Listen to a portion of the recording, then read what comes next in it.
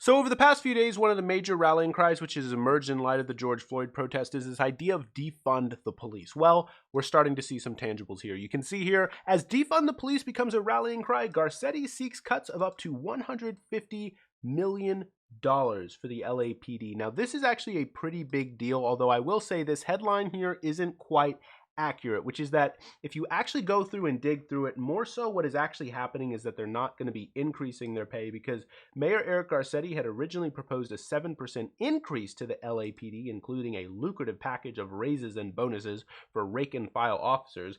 But Wednesday, a day after thousands of protesters chanted defund the police outside of his home, Garcetti is changing course and has decided that now is not the time to increase the department budget. Now, this is good, and also, it does go to show you how it's not really that they're cutting back on the police. They're just not increasing the budget, right? So it's definitely not quite what we're asking for, because when people talk about defund the police, they don't just mean, oh, well, we're just not going to give the police any budget. What oftentimes is meant by that is we want to demilitarize the budget. They have way too many toys. They have way too many things. They're shooting tear gas at people. They have tons and tons of tear gas canisters. They have all this rubber bullets, right? They have all these pepper bullets. They have all this equipment.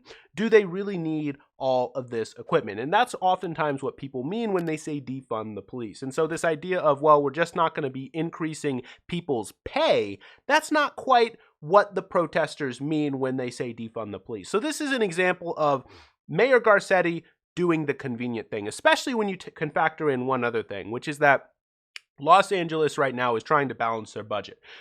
You may have forgotten about it, but we just had the whole coronavirus thing. In fact, the coronavirus thing is still going on, and that has seriously impacted local, state, and city governments across the country.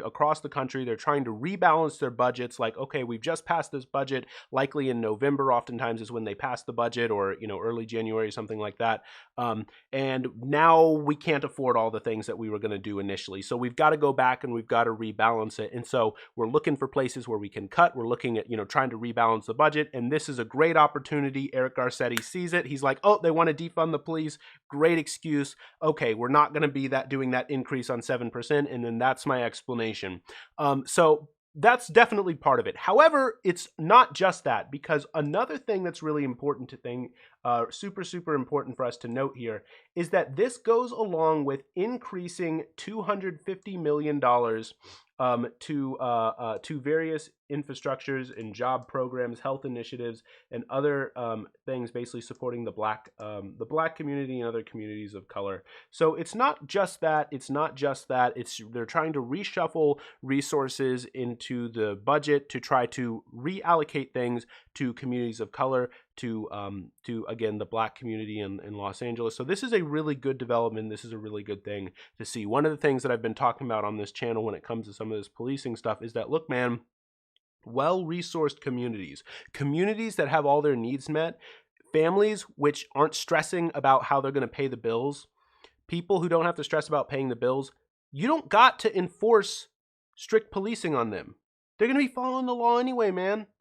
Right? Well-resourced communities do not need strict police enforcement. If they can have all the water they need, if they have all the food they need, they have proper access to education, right? Then you don't need to enforce strict policing on them, right?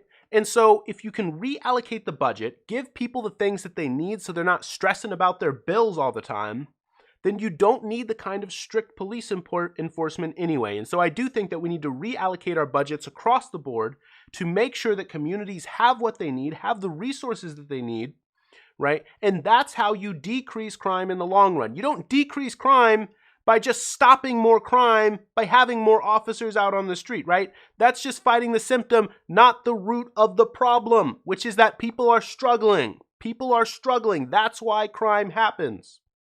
So you got to hit it at its root. You got to take it down at its root. And this is a step in that right direction. This is a step in that direction. Now, again, there's definitely some opportunism here. There's an opportunity to reshuffle the budget, because he was already trying to figure out, he was already stressing when it came to the budget, like, oh my gosh, I've got to cut stuff. We've got to cut stuff.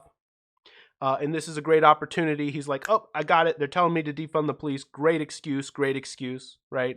and he definitely knows if he were to increase the police budget right now, things would not go over well for him, right? So there's definitely some opportunism here, but we're starting to see a glimmer. We're starting to see people wake up and listen. Okay, they're saying defund the police. They're saying, okay, we don't need to be spending all this money on police departments. It's starting to work. Again, starting is the key word here. Is this what we want? No. No, not even close. Okay, not even close. But is this an instance of someone hearing the chants, defund the police, and thinking, okay, I hear what they're saying now. I think so. We've got to keep up the pressure. We can't stop now, but it's a start. It's a start.